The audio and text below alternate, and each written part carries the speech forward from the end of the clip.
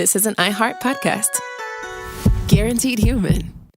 With no fees or minimums on checking accounts, it's no wonder that Capital One Bank Guy is so passionate about banking with Capital One. If he were here, he wouldn't just tell you about no fees or minimums. He'd also tell you about how Capital One cafes are open 7 days a week to assist with your banking needs. Yep, even on weekends. It's pretty much all he talks about, in a good way. What's in your wallet? Terms apply. See CapitalOne.com/bankguy. Capital One N.A., member FDIC.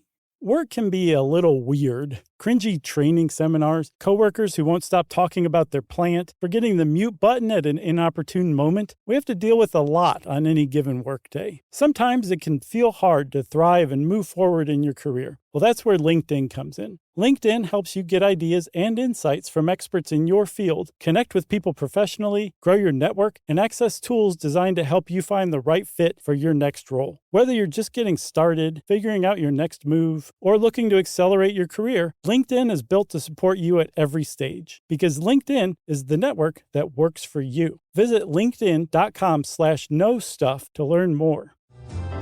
Welcome to Stuff You Should Know from HowStuffWorks.com.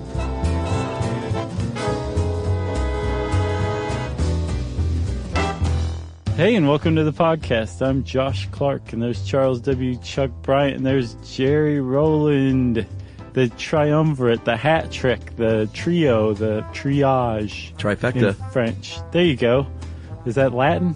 I don't know. I just know it as a gambling term. Well, whatever it is, it's stuff you should know. Hey, Happy New Year. Happy New Year to you too, buddy. Happy New Year, Jerry. Mouth, Happy New Year. So in real time, this is our first recording of 2018. I know this always feels a little bit weird when we say things like Happy New Year in, February? This will be late January? No, it's like next week. Oh. We ate up the kitty. Did we get that slim? Yeah, oh yeah. During our long break, which was wonderful. Yeah, it was so nice, Chuck. I actually, get this, relaxed. No. Yes. I don't buy it. It was. I did. I unwound. My cortisol levels decreased. Although the spare tire didn't actually go down with it. It was replaced by frosting. My webcam begs to differ because I was peeking in on you the whole time. Well, okay, I did a lot of work, but I did relax in between. I saw you pacing. Wondering what to do with myself. Clipping orchids. Man, my orchids are doing so well right now. It's super cold out, of course, right? Yes.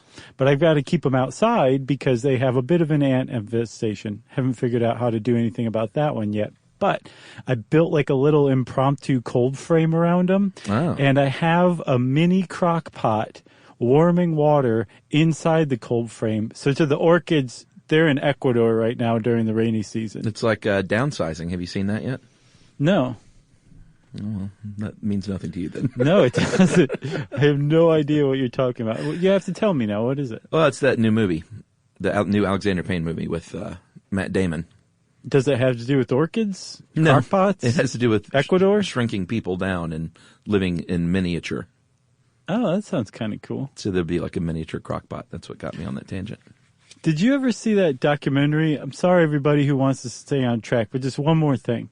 Did you ever see that documentary, Chuck, about the woman who created miniature crime scenes for like police to study and learn from?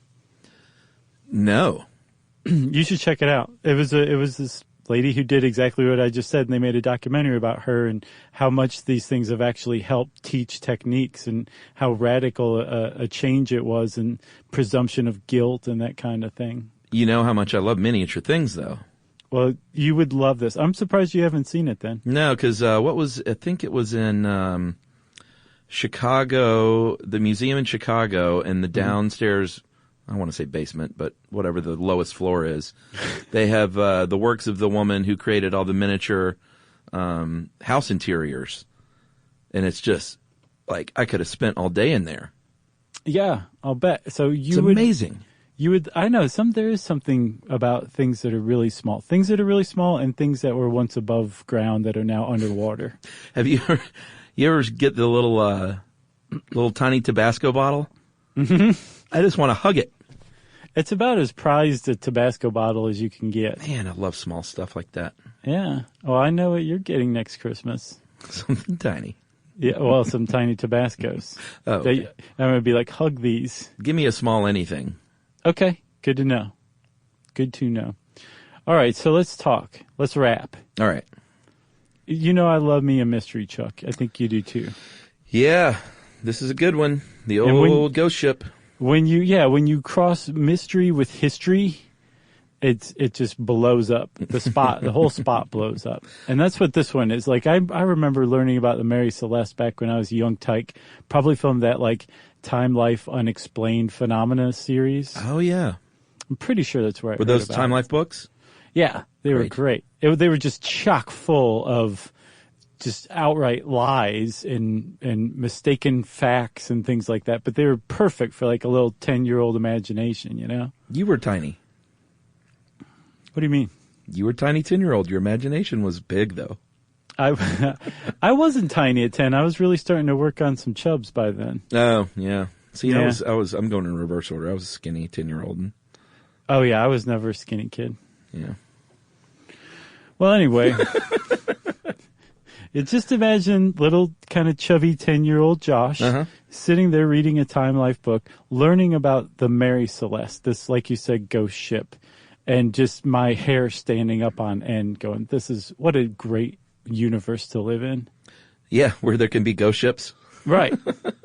Yeah, and we'll get to, at the end, we will reveal the big, well, no one knows for sure what happened, but No. We'll get to what the best guess is at the very end. Or should we just say that right now? No. That'd be weird. I think that I subscribe to the best guess, as we'll see. All right, so Wayback Machine time, right? Mm-hmm. But this is our seafaring version. Well, no, we're going to old New York. Okay, so we don't need to get wet yet? No, not yet. Where Daniel Day-Lewis reigned supreme. Have you seen that yet? Oh, no, you're talking about The Gangs of New York? Gangs of New York. I thought you were talking about the new one, Phantom Thread. Where do you hear about these movies? That's my job, dude. Oh, yeah, that's right. That's right. Yeah, I don't think that movie's even out yet, actually. Okay. At least not in Atlanta. You know, we're like a second tier city. Yeah, that's true, but I suspect not for long, because I think Atlanta's actually surpassed L.A. now as far as like film production goes. Ooh. Have you heard that? I could certainly believe it. Yeah. So does that mean we're second tier and LA's third tier? Maybe so. All right. 2.5. All right. So are you talking early November 1872? Yes, November 4th to be exact, a Monday. Are you talking about the Astor House in New York City, New York? Yeah, man. And this is at a time where, like, have you ever read Devil in the White City? No, man. I still have not read that. You should read it. It's pretty good. But one of the things that the book does is it reproduces menus from these dinners that they had when they were planning the expo. And these things were like, they had chapters, basically. They'd smoke cigarettes in the middle. There'd be a cigarette round because you had to do something to keep all of this food down and help the process of digestion. It was crazy how much they would eat. So I can imagine the food was pretty good at the Astor House in 1872. Yeah, but everything back then was like crown roast and rack of lamb, and it was just like huge trays of beef. Right, live pig that you beat to death at your table and then start eating. God. They did it, believe me. The Time Life books told me so. That's right. All right, so at this dinner table, we have a few people. We have one, Captain David Morehouse, and then his buddy. He was a ship's captain. Mm-hmm. His buddy, another ship's captain, because, you know, they tend to hang out with one another. Sure. Captain Benjamin Spooner, Briggs. Mm-hmm. And they're sitting down with Briggs's wife, Sarah. And I don't know, did Morehouse have his wife there, or was he batching it? That's not the impression I have. I think that Sarah was there because she was shipping out the next day, too. Okay. I think he was batching it, in other words. But they were good buddies. Both captains, both set to set sail out of New York for the Mediterranean, and I guess they were just talking shop. Yeah, I mean, I think they both grew up in Nova Scotia, so they may have known each other there. A couple of salty old sea dogs, but good people from all accounts. Sure. And the fact that these guys were having dinner in New York on November 4th, 1872, totally unremarkable in most senses, right? Yeah. But a month later, it would be incredibly ironic. Oh, yes. And tell them why. Well, because Morehouse's ship, is it Di Grazia? I think so. Okay. We'll call it that. Deigratia. Di Grazia was sailing along, and we'll get to the specifics of how this happened in a second. But they came upon his buddy's ship, the Mary Celeste, and by all accounts was probably like, "Hey, that's Briggs. We need to go over and check out how Spoons Briggs is doing." Right. And they weren't doing well because nobody aboard the ship was aboard the ship. No, I mean, just seeing the ship would have caught him by surprise because he shipped out a full week later, bound for the same city, leaving from the same port, so they should have never caught up to them. No. And then the fact that, when they boarded it and there was no one aboard, a mystery that endures to this day was born that day. That is correct. Right. So the Mary Celeste, it's a very famous ghost ship. But what a lot of people don't know, Chuck, is that even before the Mary Celeste became this famous ghost ship, it was already considered pretty unlucky, actually. Yeah, so 1860 was when, not even named the Mary Celeste yet, it was called the Amazon at the time, was born in Nova Scotia. And I believe the very first voyage, what you would call a maiden voyage, was to haul some timber to London, across the Atlantic. Yeah, that's what she was Pretty used routine. for. Yeah. Didn't go very well. No, it didn't. No, her first captain was a guy named Robert McClellan. Yeah. And he apparently had a cold. And when they shipped out, he took such a turn for the worse that they had to turn around and go back home.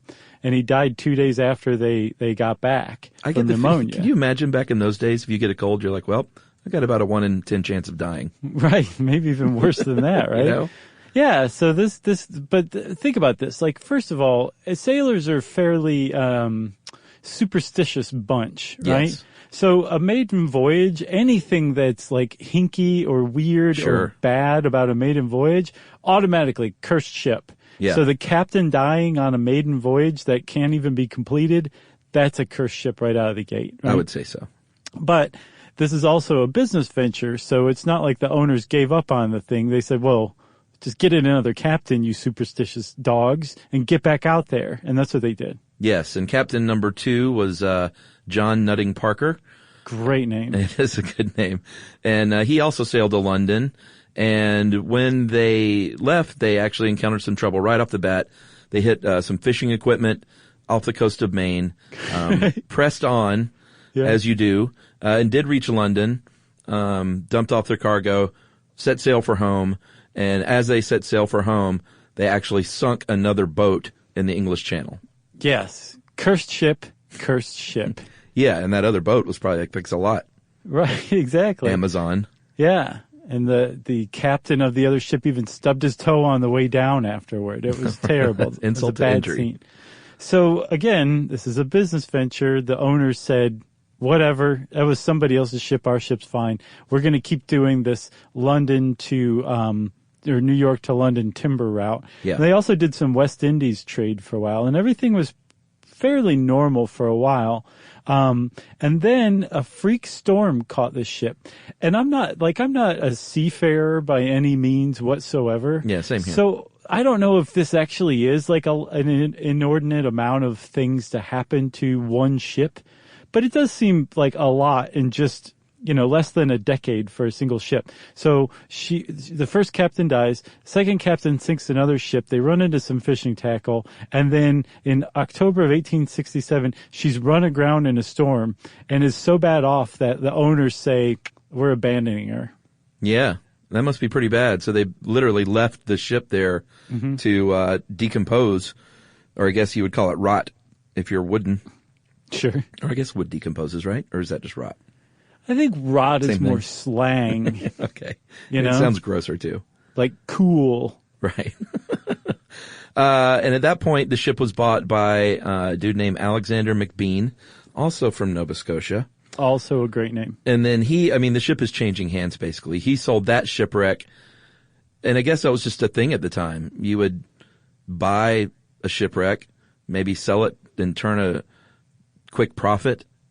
Probably not a ton of money. Mm-hmm. But he sold that shipwreck to a dude who then sold it to another dude named Richard Haynes.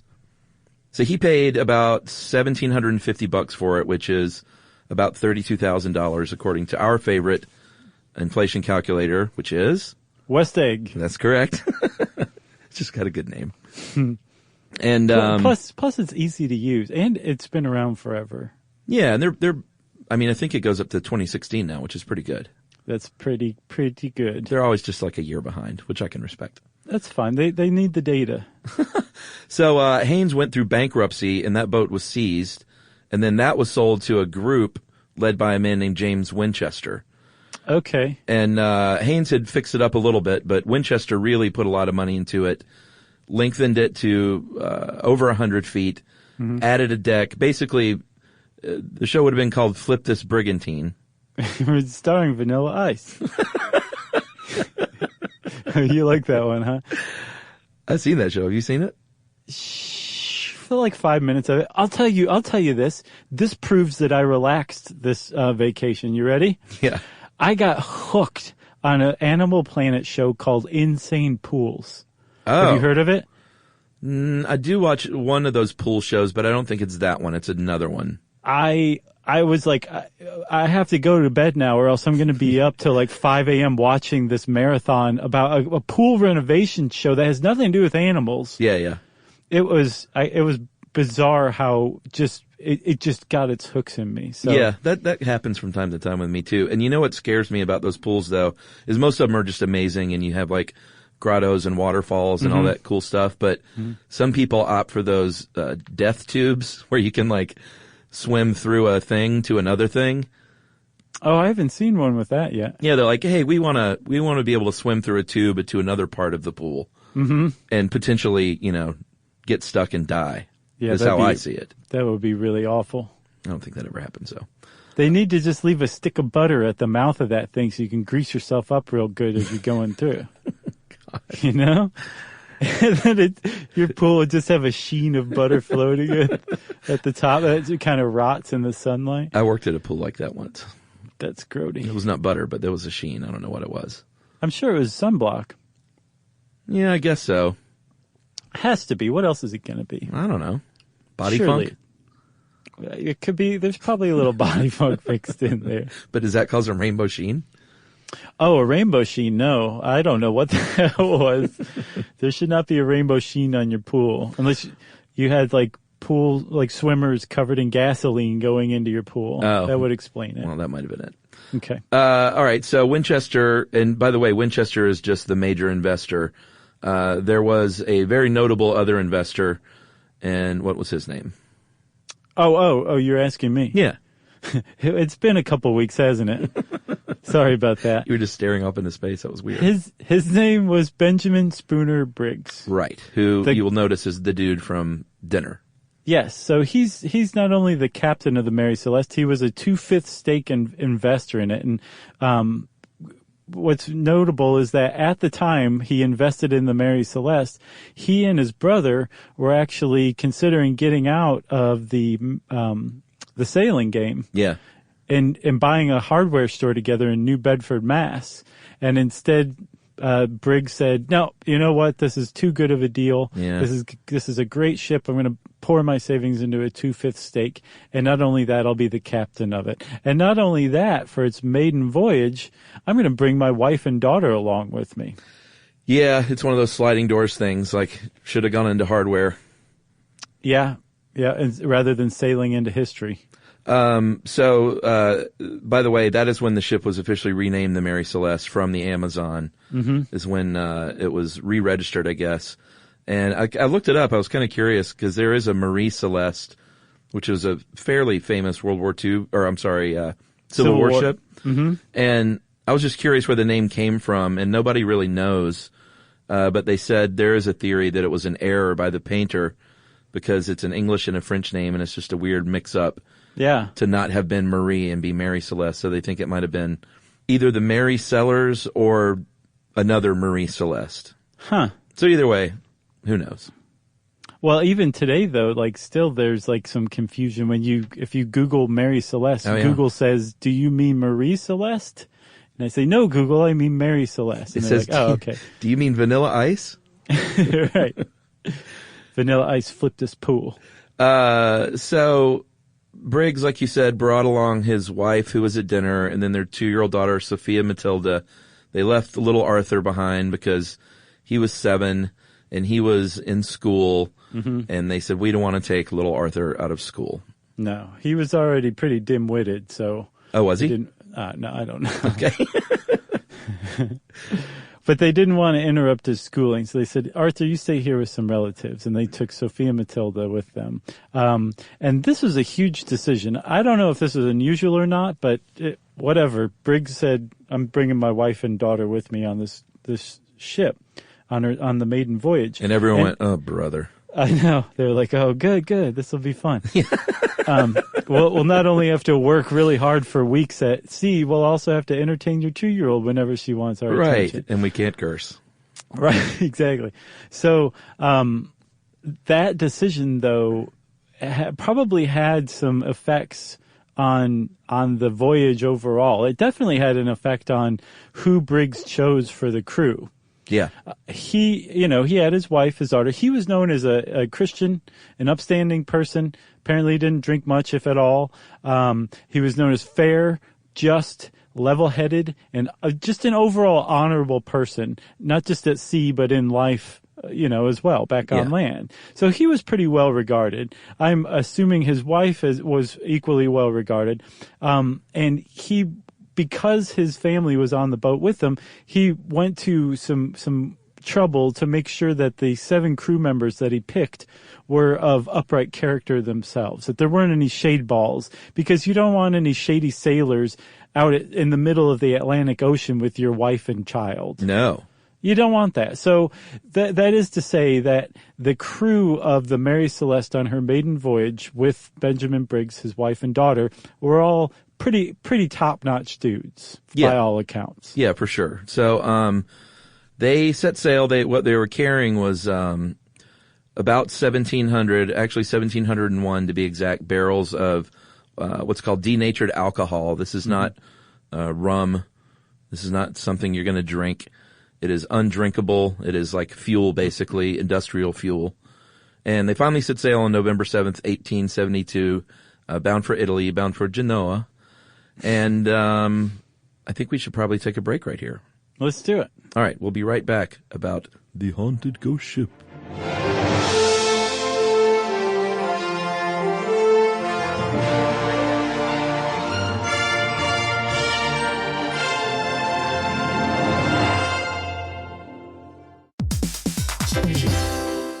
Hey everybody, here's a fact for you. In the United States, there is a break-in every 26 seconds, and that means that somewhere right now, an intruder is getting closer. And the problem with most security systems is that they only alert you after the break-in has started, and that's too late. Well, that's what makes SimpliSafe different. They use alerts. SimpliSafe's U.S.-based live agents, they identify threats on your property and help deter them before they actually break in. So the intruder never gets into your house. The crime is stopped before it even starts. That's right. And another great thing about SimpliSafe is they have no long-term contracts. They give you peace of mind and great value with their monitoring deterrence plans because they just start at about $1 a day. Yeah, SimpliSafe sent us a setup years back, and I still use mine every day. Yeah, and apparently setup, you can do it by yourself in under 30 minutes, so it's a really good value and it doesn't take long. So if you want to experience the SimpliSafe peace of mind, you can take advantage of the SimpliSafe discount offered to Stuff You Should Know listeners. Right now, you can get 50% off your new system by visiting simplisafe.com/stuff. That's half off at simplisafe.com/stuff. There's no safe like SimpliSafe.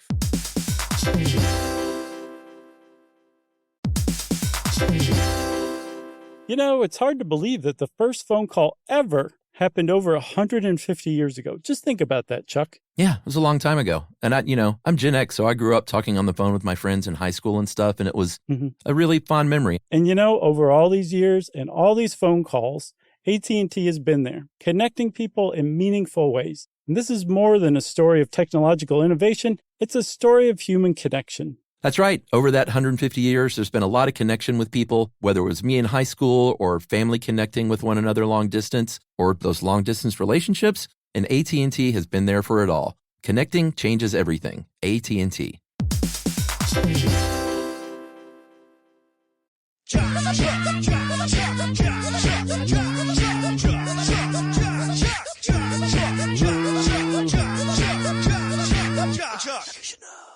All right, Chuck. So We're out at sea. okay, so there was an investigation, as you can imagine. We'll talk about that more later. But this investigation determined that probably, although they definitely ran into some storms and heavy weather here or there, but most of the voyage of the Mary Celeste was fairly unremarkable overall, right? Yeah, they made it a long way. It wasn't. They did. It wasn't until the last 5 days before they are suspected to have disappeared that the Mary Celeste's voyage turned a little odd or became a little unusual. Yeah. And they figured out that from looking at the logbooks that within that last 5 days, Captain Briggs decided that he really should have seen land by this time. And if you're a captain and your chronometer, which is basically like, from what I was reading about this, it's like a portable time zone that you can use for celestial navigation. Whoa. To basically tell exactly where you are in the world. It's a very valuable tool to have at sea, but if your chronometer is faulty, you're not necessarily going to be where you think you are. Okay. So based on his calculations with his chronometer, he thought that they should have seen land, the Azores, by then.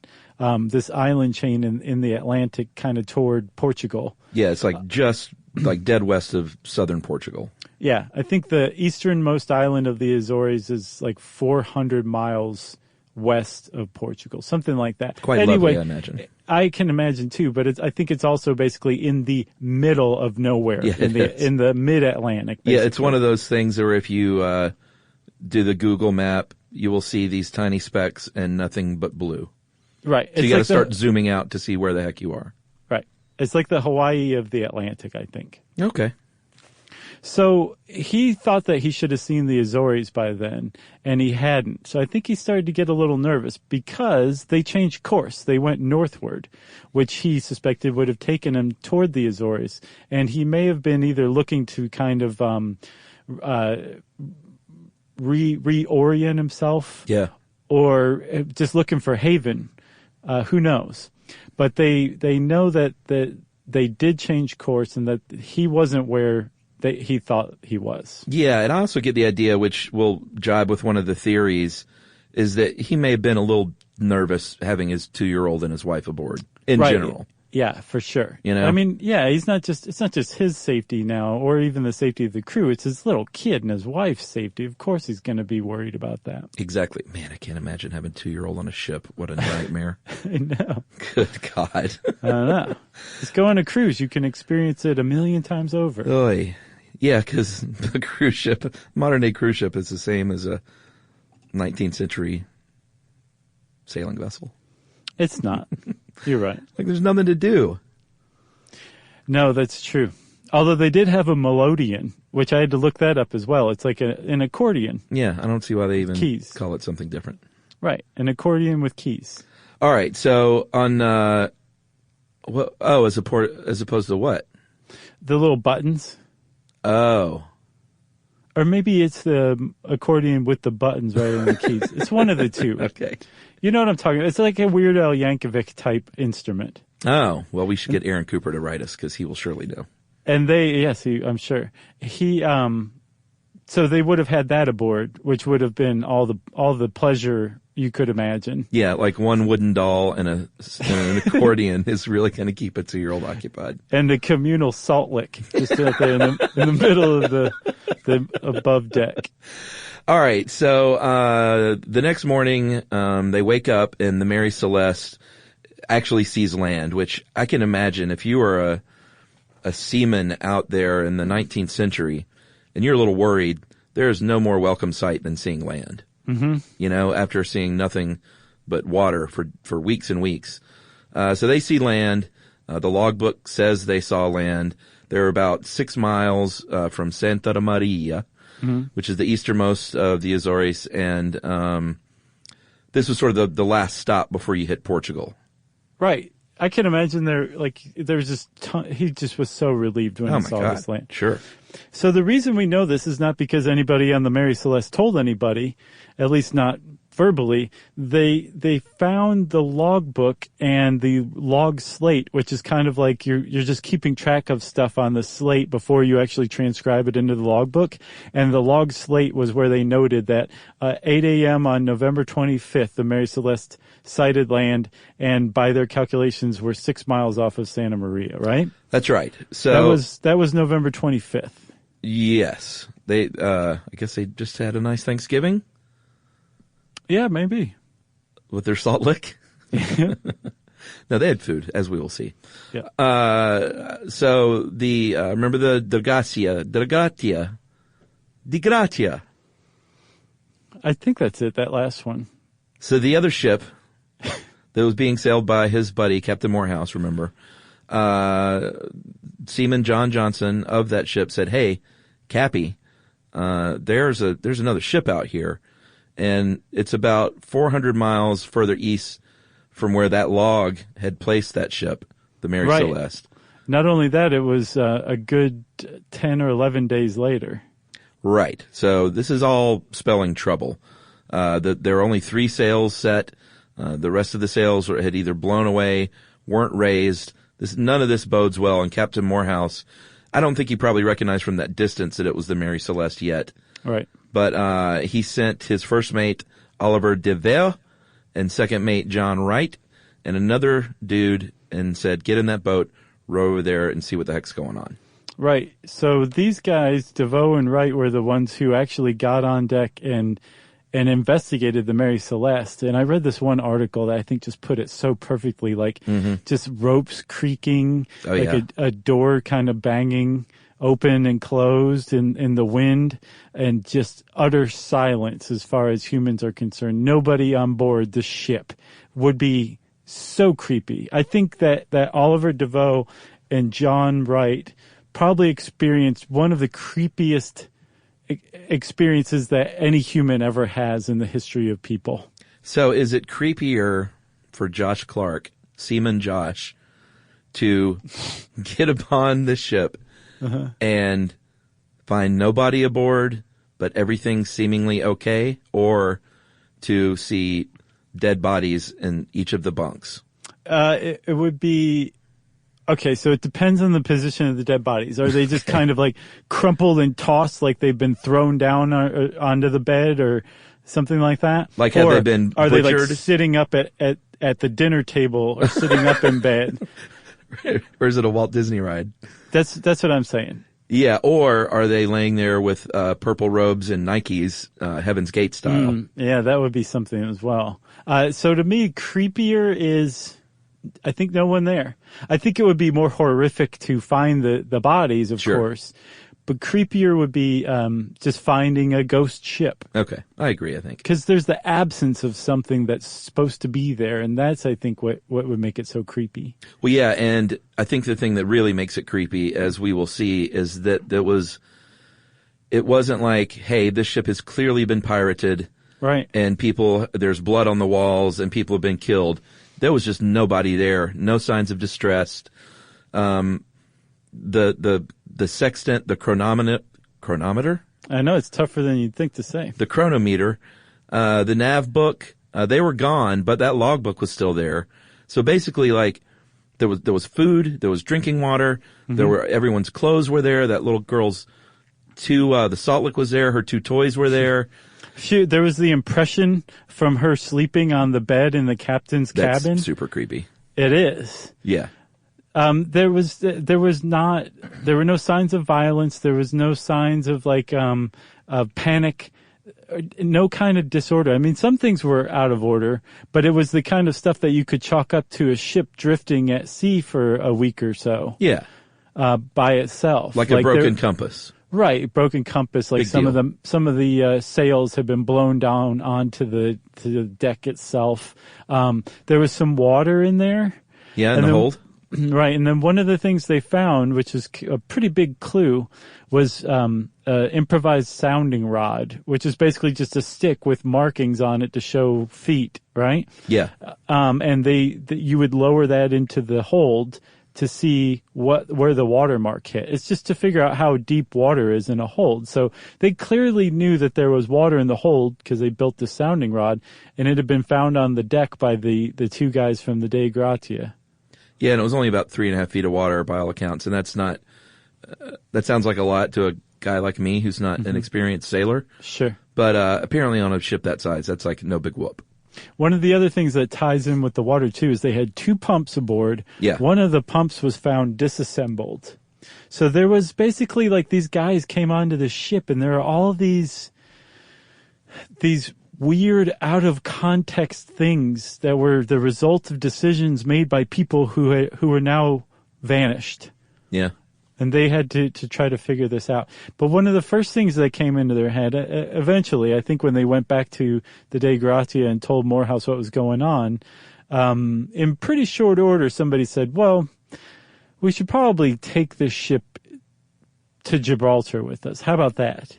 Because there's something called salvage rights. And whether it was your friend who was missing or what have you, you would have been pretty foolish to have just continued on your way and left the Mary Celeste, because what they found pretty quickly, and this adds to the mystery itself as well, the Mary Celeste was totally sailable.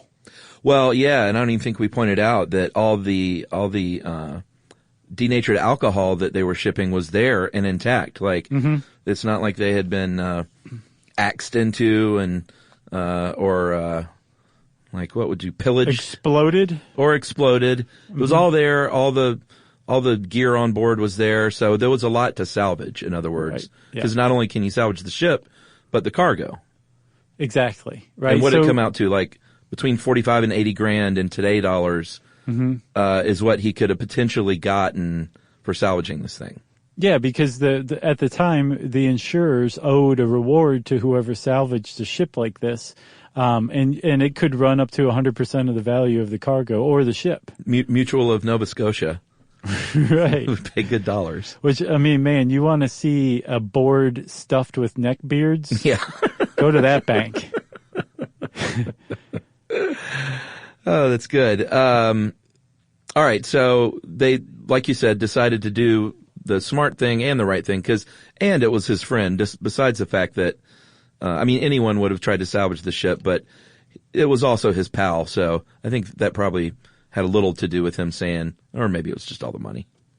No, I think it was both. I'm sure he was concerned. I've read accounts that he was concerned by this. He said, "I very concerned." Yeah. The end. So they take this boat. They actually took. There was 3 guys. One of them was Oliver DeVoe, who was the first mate of the Dei Gratia. He was in charge of sailing this. Yeah, very important note. Yeah, he sailed with just 2 other guys. The Mary Celeste. They pumped out the water from the hold. They fixed the sails, and the night of the day that they found it, they set sail for Gibraltar. And just 3 dudes sailed this thing successfully 1,000 kilometers from where it was found onto Gibraltar. Not bad. Where they took it to the salvage court and said, "Pay up." That's right. And this is where things get a little bit weird, because there was a man there, the Queen's Proctor in Gibraltar, by the name of Frederick Solly Flood. Man, that could not be more British. I know. And he basically said, this is, you say there was nobody there at all. There's no explanation for any of this. And you want the equivalent of $2017 of $45,000 to $80,000? Thank you, West Egg. I think that was in their dollars. $1872. No, it says contemporary estimate. Doesn't that mean? No, contemporary at the time. Oh, okay. I think that was an estimate in their dollars. Is there such a thing as contemporary at the time? Doesn't that always mean now? I don't know. I could have gotten it wrong. It's entirely possible. All right. Well, it's 2018, and we're just figuring stuff out here, folks. So give us a break. So it's in their dollars, so I'm almost positive. Okay. Well, at any rate, he was Solly Flood said, "This is seems really hinky to me, guys." And DeVoe, you, sir, since you boarded the thing first, you sailed it here. You are the star witness in this case. He gave his testimony. It was very clear. Nothing weird about it. He was very honest because by all accounts he had nothing to hide. And but Solly Flood just was suspicious from the beginning. Yeah, so much so that during this investigation, and this would be like going to probate court, and all of a sudden the representative for the state accuses you of murdering your grandma, whose estate you're in charge of taking through probate. Yeah. And then suddenly there's this murder investigation without any evidence you. of anything. Right. Just based on the prosecutor's suspicions, right? Well, and that Granny disappeared without a trace. Well, oh yeah, that's a big one too. I forgot that part. But you know. But so that's basically what happened to these guys. So they were pretty surprised by this. And Solly Flood launched this investigation. They inspected the Mary Celeste. They found marks on the railing, which Solly Flood was like, these are clearly hatchet marks. There was discoloration on Captain Briggs's sword. This is clearly blood. Well, it turned out that the hatchet marks, the axe marks, were actually from the construction of the ship. That wasn't axe marks, so no violence there. There wasn't blood on Briggs's sword. It was just rust. But Solly Flood was so determined to prosecute these guys that he suppressed the test results that showed that this was not blood on the sword, that it was actually rust. He really wanted to get these two. Well, yeah, and here's the deal. I think things really ramped up when here's what happened. Before all of this, deep investigation, remember, Morehouse still has his ship that was waylaid. And so he says, hey, DeVoe, I got to stay here for this thing to collect this dough. You just go on to Genoa. You've already testified, and take our cargo of petroleum because I got to get this stuff here. I'm losing money. Right. And so he did so. And so all of a sudden, Solly Flood was like, whoa, whoa, whoa. He was the number one witness, and you've just sent this guy away. So now I'm super suspicious. Yeah. But DeVoe came back. He's like, what's going on, everybody? What's the big deal? Here's some salami. So finally, Solly Flood just couldn't come up with any evidence of foul play, but apparently did raise enough suspicion that the probate judge said, you know what, we'll give you guys a reward, but it's going to be like a tenth of what you actually deserve. Yeah. So they got a reward of £1,700, which was jack, even in that day. Yeah. And they were allowed to go on their way. The Mary Celeste was finally released in February. This all began in December. She was released in February to finally carry her cargo of alcohol to Genoa. Yeah. Or Genoa, and that would have been that. And what's weird is when you think about this ghost ship, you just think like, well, obviously they took her out of service or commission. Got to remember, this is a business venture. A ship in those days, just like they are today, it's a business venture, and business people are not exactly the sentimental types usually. So once she got to Genoa, they got a new crew, a new captain, and put her right back into service again. So, as you say, it just is back out there on the market again, taking cargo around the world. And it ran aground off a reef of Haiti in 1885.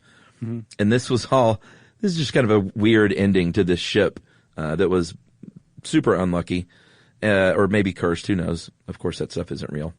But it ran aground in Haiti as part of this insurance fraud scheme.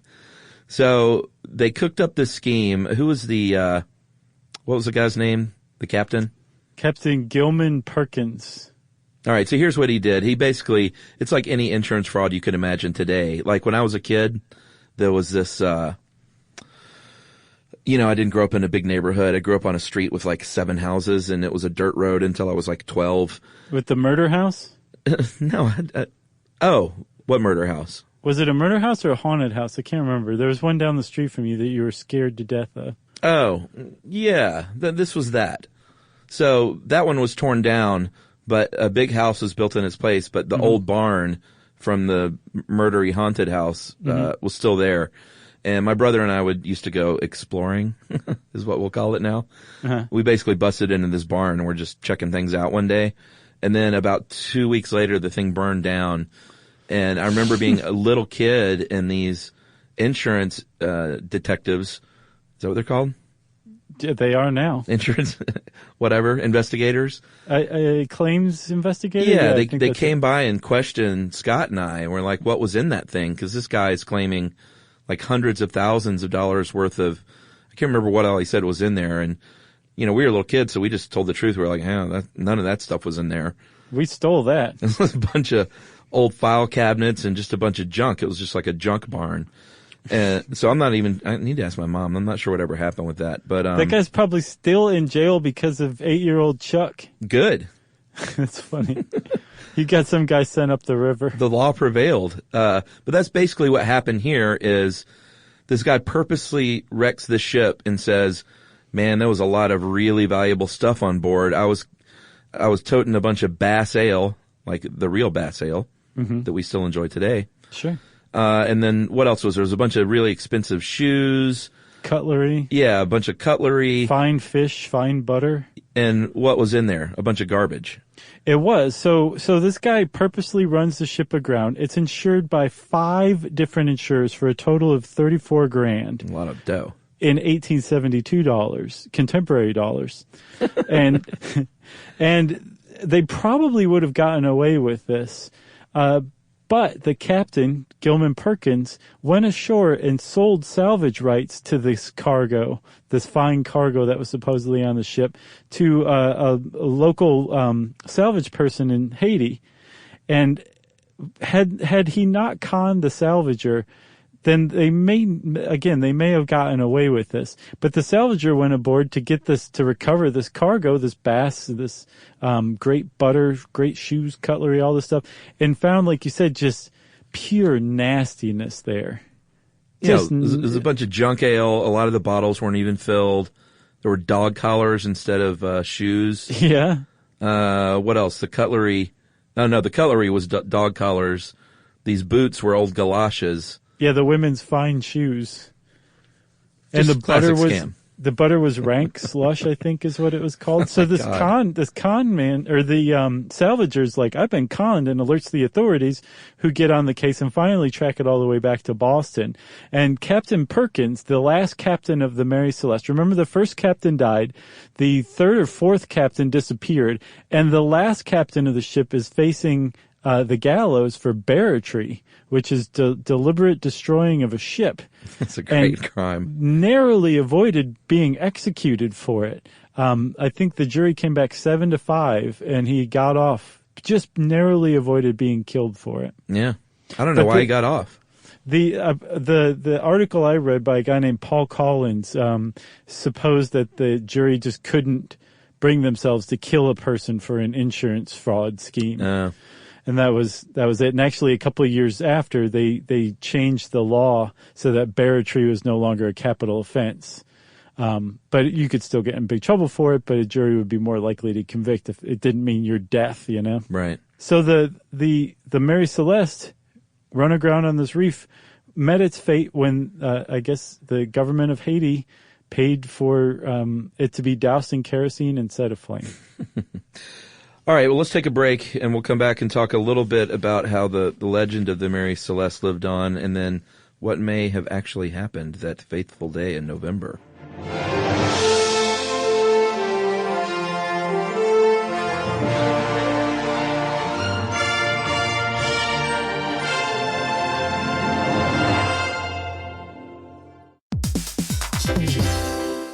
Hey everybody, here's a fact for you. In the United States, there is a break-in every 26 seconds, and that means that somewhere right now, an intruder is getting closer. And the problem with most security systems is that they only alert you after the break-in has started, and that's too late. Well, that's what makes SimpliSafe different. They use alerts. SimpliSafe's U.S.-based live agents, they identify threats on your property and help deter them before they actually break in. So the intruder never gets into your house. The crime is stopped before it even starts. That's right. And another great thing about Simply Safe is they have no long-term contracts. They give you peace of mind and great value with their monitoring deterrence plans because they just start at about $1 a day. Yeah, Simply Safe sent us a setup years back, and I still use mine every day. Yeah, and apparently setup, you can do it by yourself in under 30 minutes, so it's a really good value and it doesn't take long. So if you want to experience the Simply Safe peace of mind, you can take advantage of the Simply Safe discount offered to Stuff You Should Know listeners. Right now, you can get 50% off your new system by visiting simplysafe.com/stuff. That's half off at simplysafe.com/stuff. There's no safe like Simply Safe.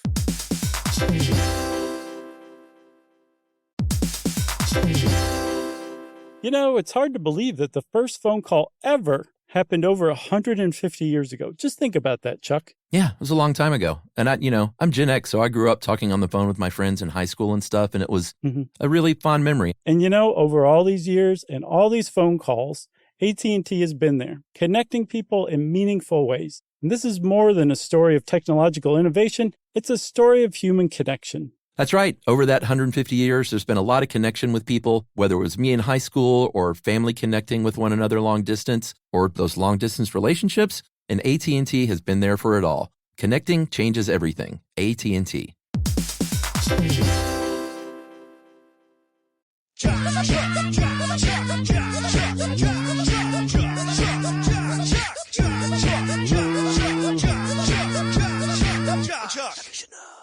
All right, so the Mary Celeste, it wasn't some huge sensational story of the time.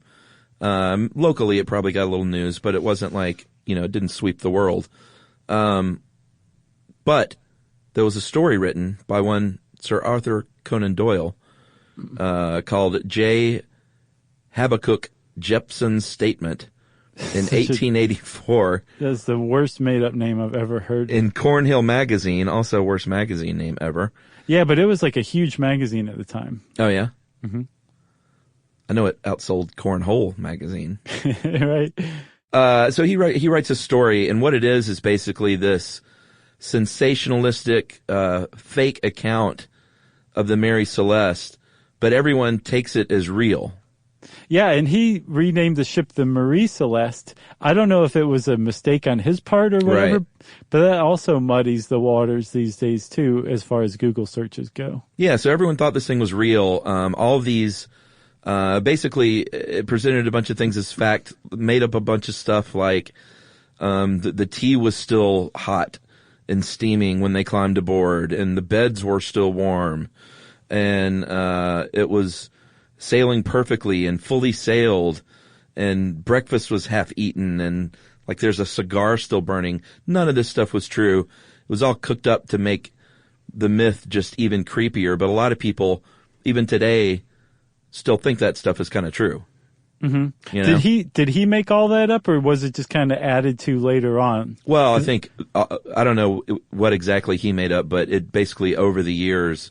Mm-hmm. Everyone just started adding stuff like that. The lifeboat was still there, Right. Like Gotcha. none of that stuff was true.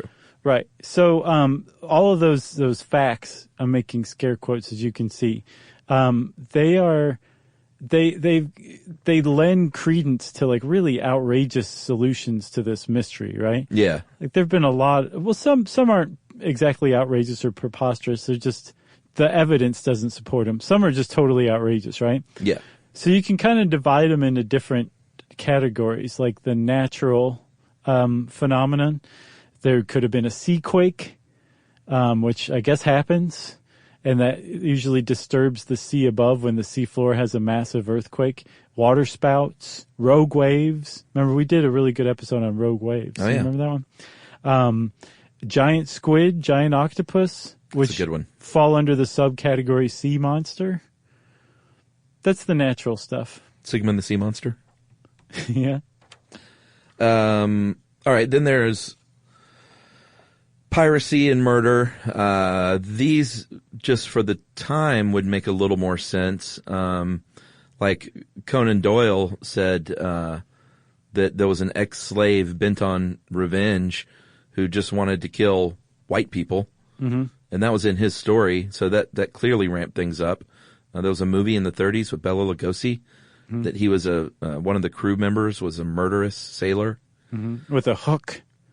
Oh, really? Mm-hmm. All right. Well, they always had hooks. Captain Briggs was overcome with religious mania, killed everyone on board, including his family, then killed himself. Then there was the mutiny theory that everyone got into this alcohol that you couldn't even drink. No, he would die like almost immediately. Yeah, I guess just got the drunken murders, the drunken murder rampage. You know what happens when you drink a little? You just want to kill. Right, exactly. Wait, do you remember, I guess in our Prohibition episode, it was shown years on that the U.S. government had poisoned the bootleg hooch supply with denatured alcohol, and people died and went blind from it. This is this stuff. Yeah. That's what they put into the supply. Well, and then there's the kind of mundane piratry, like, hey, this was where there were North African pirates, and that's probably what happened. It was just a regular run-of-the-mill pirate operation. Yeah, but whether it's like any kind of violence, like a religious fervor or pirates or something like that, there was not any sign of struggle. Remember, and the one lifeboat was missing. So it would seem that if they got off the ship, they probably got off willingly, rather than there having been some sort of violence. Yeah, and then the two brothers. There were a couple of brothers who were two of the crew members, Volkert and Boy Lorenzen, and they were suspects for a little while because none of their personal possessions were found. Apparently there was no motive whatsoever, and a descendant of them said, they had lost all their gear in a previous shipwreck, so just none of that makes any sense. They were good guys. Right. So it probably was not murder, right? Probably not. Plus also the idea that the crew had come across another ship, pirated it, turned pirate all of a sudden, and were led by Briggs. The idea that, and then just took this other ship and set sail to start a new life elsewhere. Doesn't make much sense on its face, but even if you dig down just one more degree and remember that they left their son Arthur behind, who became an orphan on the day that the De Gratia found the Mary Celeste, it lends even less credence to that. So unless they didn't like Arthur. Yeah, again, he was fairly dim-witted. They left him behind. Not a very likable kid. He had a real temper for no good reason. Didn't like cake. Who doesn't like cake? I know. So, the murder, piracy, or lastly, so remember the Captain Morehouse dined with Captain Briggs and his wife the night before they headed out. Yeah. And then Captain Morehouse was the one who found the ship and claimed salvage rights to it. The idea that it was fraud and maybe a fraudulent scheme cooked up, that one's really dismissed too, again, by the presence of Arthur. Right. Arthur ruined everything. So you can dismiss murder, piracy, or fraud, typically. Yes. What about paranormal? Well, let's go ahead and dismiss that, too. Okay. Because I don't think that the Bermuda Triangle ate them, or that it's aliens, man. I don't think that happened. Yeah, that's a big one. So let's just go ahead and not even talk about that too much, because that's dumb. So that Frederick Solly Flood's obsession with this whole thing at the time, contemporarily, presented like the documented evidence we have concerning the case. So it's good that he did this, that he was gripped by this paranoia, this suspicion, right? Yeah. Because we do know some facts about the thing. We know that like we said, the ship was found with just three sails up, and the rest were either blown down or unfurled. The lifeboat was missing. There was a rope dangling over the side from the back of the ship into the water. Yeah. 9 of the 1,701 casks were intact, but were actually empty. Yeah. And on closer inspection, they were made of red oak, which is more porous than white oak, which the other 1,701 barrels were made of, and were intact and still full. So we know these things about this ship that are actually correct, and they've been put together to kind of create this explanation that, again, isn't definitive, doesn't prove it once and for all what happened. That'll never happen now, which I love. But there's a pretty good explanation. I think that we both kind of agree is the likeliest explanation. Yeah, so those casks that leaked but did not explode or anything, there could have been a smell. There could have been a sound. There could have been just some indication that maybe this ship is about to blow up or we are in danger. Mm-hmm. They had taken on a little water that might have played into it. Yeah. But what really everyone thinks played into it is, like we said at the beginning, was he had his wife and toddler aboard. Mm-hmm. So he was taking no chances, which would thoroughly explain why they got off of that boat really quickly at the very first signs that something could be wrong. Right. So those 9 red oak barrels that were empty had 300 gallons of denatured, highly flammable alcohol in them. Yeah, that would have smelled. Yeah, it would have smelled. It could have created a fireball explosion. It could have blown the hatches off. It could have done a lot of things that would have made a reasonable person, especially one that's also concerned for the life of his wife and child, say the likeliest thing we should do here, the most reasonable thing we should do here is get off of this ship. So considering that there was this alcohol aboard, some of it was missing, and that the lifeboat was gone, and that the logbook showed that they were within sight of land the last time they'd made any kind of entry, supports the idea that they had all gotten into the lifeboat willingly because probably that alcohol and then the water that the ship had taken on. Yeah, and apparently in 2006 there was a study at University College of London where they tried to reproduce what that explosion might have looked like and sounded like, and they did it with butane. So I guess, is that about the same thing? I don't know why they used butane instead of alcohol vapors. I have no idea why, but they feel like it was pretty definitive. Yeah, and so basically it caused a big brilliant flame and made a sound, but because it was this vapor, it didn't like burn everything up. It didn't scorch anything. There was no soot. Mm-hmm. There was no evidence. So if this would have happened on board, this guy's got his wife and his toddler, that would have been enough to create a panic.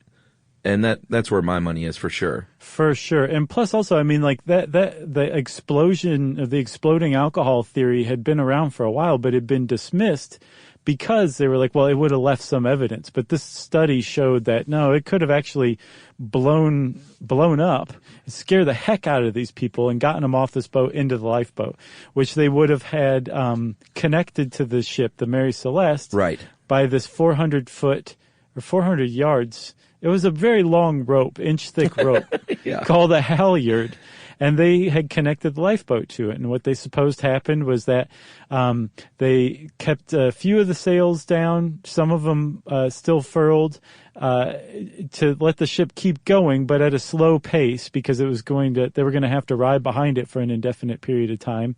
And that the wind caught it just right, sped the ship up, snapped the line, and then within an hour, the lifeboat was adrift with the Mary Celeste out of sight. So is the idea that they got in the boat attached with the rope attached to just say, hey, let's like get away from it and see what happens here? Yes. Okay. And then, and then it just starts going, the rope is gone. And then they're like, well, can't catch it now. Right. And they would have been left adrift at sea, to die, which is what everybody thinks happened. Yeah. And I guess at the time there would be, unless it got really lucky or unlucky and the rowboat eventually washed ashore somewhere, there would be no trace, right? Yes. They just were fish food. Yeah, I mean, if they're out in the Atlantic, especially if they just 6 miles away from an island that's in the middle of nowhere is pretty middle of nowhere. So yeah, if you're in a small boat, it'd be very easy to vanish without a trace forever. Man, I bet that story is the sad one, is what those final days were like. Yes. That kid, man. Yeah. Heartbreaking. So that's the story of the Mary Celeste. Good job. Good job, you, Chuck. I feel like we kicked the rust off the sword on this one. If you want to know more about the Mary Celeste, there is plenty more to dig into. This is a nice rabbit hole to jump down if you want to do that kind of thing. Just go search Google, say, no, Google, I mean Mary Celeste, and start off. You'll have fun. That's right. And in the meantime, it's time for listener mail. I'm going to call this local listener. Hey guys, my name is Sally, and I am a sophomore at Emory University. Started listening to Stuff You Should Know 2 years ago when I was on a school exchange in Beijing. What began as a fun way to bide time in bumper-to-bumper traffic turned into a complete obsession. Your quick banter made me feel at home on the other side of the world, while your engaging and well-developed topics reignited my love of learning. Since leaving Emory, I frequently imagined bumping into you guys in Decatur and Atlanta and having the opportunity to chat about your journey from college kids at UGA to potentially the most interesting and vibrant guys I've heard. Wow. You're vibrant, buddy. Thank you. I'm fascinated by how you do what you do, and there's nothing I would love more than to be a fly on the wall of the show. From your creative process to your tangential tidbits, whatever topic you happen to be covering, I am fully captivated by every facet. It's nice, huh? Yeah. I still have not declared a major. She wrote a lot more really nice stuff, but I had to edit it for content. Sure. Or for time. I have still not declared a major, and I'm still essentially a ball of frenetic energy. But you guys have helped me because you helped me tap into that frenetic energy and productively exercise my burning, insatiable desire to learn, to think, to question, and to grow. Now as a young adult, and until the nurses need to pinch my oxygen tank and physically made me stop. Well done. A million thanks. That is Sally Jinks. Thanks a lot, Sally. That's pretty great. Very sweet. Yeah, it is. And good luck with the rest of your schooling. Okay? Agreed. If you want to get in touch with us and pay us some high compliments like Sally did, we're always down with that. You can tweet to us at Josh Clark or SYSK Podcast. You can hit us up on Facebook.com/StuffYouShouldKnow or /Charles W. Chuck Bryant. You can send us all an email to StuffPodcast@HowStuffWorks.com. And as always, join us at our home on the web, StuffYouShouldKnow.com. For more on this and thousands of other topics, visit HowStuffWorks.com.